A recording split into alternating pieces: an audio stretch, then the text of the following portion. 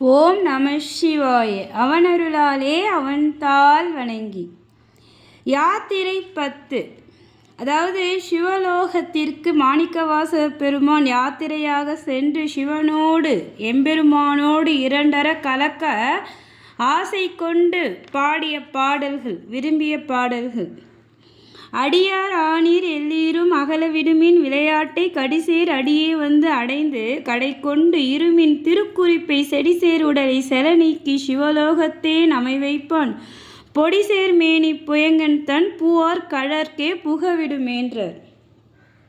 அதாவது மாணிக்கவாசக பெருமான் தான் மட்டும் இறைவனோடு இரண்டர கலக்க வேண்டி இந்த பாடல் அடியார்களாகிய நம்மையும் அழைக்கிறார். அந்த பேர் இன்பத்தை அடைய நம்மையும் அழைக்கிறார். அடியார் ஆனீர் எல்லீரும் அகல விடுமின் விளையாட்டேன்றார். இந்த உலக இன்பத்தில் ஈடுபட்டு பொழுதினை கழிக்கிற விளையாட்டை நீக்கிடுங்க. அடியார்களாகிய நீங்கள் உலக இன்பத்தில் ஈடுபட்டு அதிலேயே பொழுதினை கழிக்கிற விளையாட்டை நீக்கிடுங்க. கடிசேர் அடியே வந்து அடைந்து கடை கொண்டு இருமின் திருக்குறிப்பை செடிசேர் உடலை செல நீக்கி சிவலோகத்தே நமை வைப்பாண்டார். யாரு? எம்பெருமான் அரவினை அணிந்த பொடிசேர் மேனி புயங்கன் தன் பூவார் கழற்கே புகவிடுமேண்டர். திருவெண்ணீரை பூசிய திருமேனி கொண்ட அரவு அணிந்த பெருமான் சிவபெருமான். அரவுனா பாம்பு.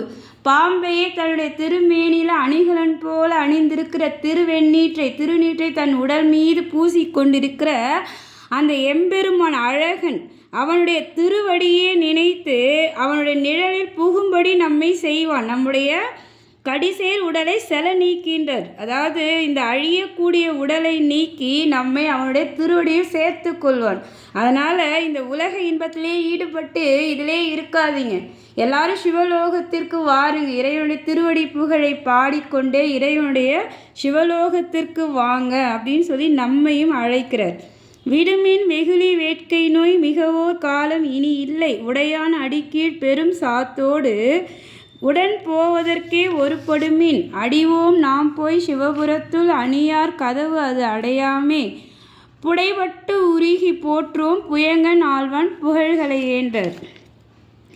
விடுமின் வெகுளி வேட்கை மிகவோர் காலம் இனி இல்லைன்னா, அதாவது அடியார்களாக நாம் மேன்மையுற இனி ஒரு காலம் இருக்கா இல்லைன்றார். ஏன்னா சிவபுர கதவுகள் நன்கு அடைக்கப்படாமல் திறந்தபடி உள்ளது.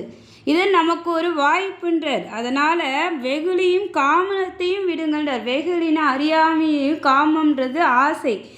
அதனால் நம்முடைய அறியாமையும் ஆசையும் நீக்கிவிட்டு நம்மை கொண்ட பெருமானின் திருவடிக்கு பெரும் கூட்டத்தோடு உடன் சென்றிட மனம் கொள்ளுங்கள்ன்றார். இறைவனை அடைய அடியார்கள் கூட்டத்தோடு சேரும்போது நமக்கு இலகுவாக இருக்கின்றார். அதனால் வெகுளியும் காமத்தையும் விட்டு பெரும் கூட்டத்தோடு உடன் சென்றிட மனம் கொள்ளுங்க, மனதார நினைங்க. அரவினை அணிந்தவனும் நம்மை ஆண்டிடும் இறைவனின் பெருமை சேர்ப்புகளை எல்லா இடத்தும் உருகி பாடுங்கள். அங்கனம் செய்தால் நாம் சிவபுரம் அடைவோம் சொல்லி குருவாக இருந்து நமக்கு வழிகாற்றார் மாணிக்கவாசக பெருமான்.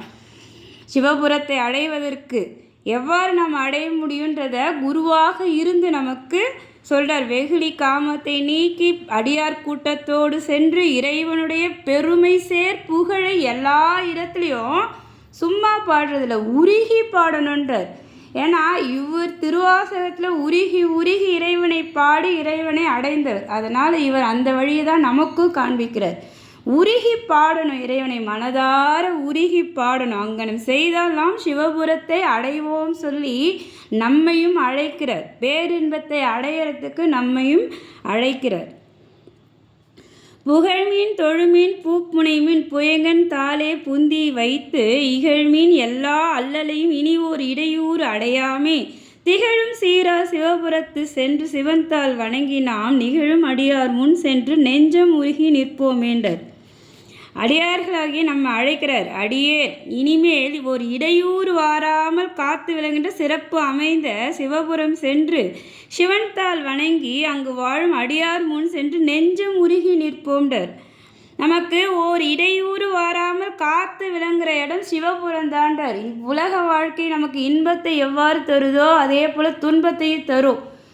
நமக்கு. அதனால் நமக்கு இந்த உலகம் வேணாம். சிவபுரத்தில் நமக்கு எந்த இடையூறும் கிடையாது, துன்பமே கிடையாது. நாம் இனிமேல் ஒரு இடையூறு வாராமல் காத்து விலகுகின்ற அந்த சிறப்பு அமைந்த சிவபுரம் சென்று சிவனின் தாள் வணங்கி அங்கு வாழும் அடியார் முன் சென்று நெஞ்சம் உருகி நிற்போன்றார். அந்த சிவபுரத்தில் சிவபெருமானோடு சிவன் அடியார்களும் இருக்காங்களா, அவர்களை பார்த்து நெஞ்சம் உருகி நிற்போம். அரவம் அணிந்து அவனின் திருவடியே புகழுவோம். திகழும் சீரா சிவபுரத்து சிவன் தாள் வணங்கி நாம் நிகழும் அடியார் முன் சென்று நெஞ்சம் உருகி நிற்போமேன்றார். அரவம் அணிந்த அவன் எம்பெருமான், பாம்பையே அணிகலன் போல அணிந்தவன். அந்த எம்பெருமானுடைய திருவடி புகழை பாடுவோம். அவனுடைய அடியார் கூட்டத்தோடு கலந்து நெஞ்சம் உருகி இறைவனுடைய திருவடி புகழையே பாடுவோம், மலரிடுவோம். அந்த திருவடிக்கு மனம் கொண்ட மலர்களை இடுவோம். அதை நினைவில் வைத்து அனைத்து அல்லலையும் அகற்றுவோம்ன்றார். இவ்வாறெல்லாம் செஞ்சால் நம்மை விட்டு அல்லல்கள் துன்பங்கள் நீங்கும்ன்றார். சிவபுரம் நமக்கு இடையூறே வாராமல் துன்பத்தையே தராத பேரின்பத்தை தர இடன்றார். அங்கே தான் அந்த இறைவன் ஈசன் இருக்கிறான். அவனுடைய திருவடி புகழை நெஞ்சம் உருகி பாடுங்கள்ன்றார். சும்மா ஏதோ நானும் பாடினேன்னு பாடக்கூடாது. அந்த அடியார் கூட்டத்தோட நெஞ்சம் உருகி அவனுடைய திருவடி புகழை பாடி மலரிட்டு நாம வணங்கி அவனுடைய திருவடியை அடைந்தோம்னா நமக்கு துன்பமே கிடையாதுன்றார். துன்பமே வராது. அப்போ நாம் அதை செய்யலாம் இல்லையா? அதுதான் இங்கே மாணிக்கவாசக பெருமான் நமக்கு சொல்ல, நிகழும் அடியார் முன் சென்று நெஞ்சமுருகி நிற்போமேன்னு சொல்லி நம்மையும் அழைத்து நமக்கு குருவாக இருந்து வழிகாட்டுறார். மீண்டும் தொடரும்.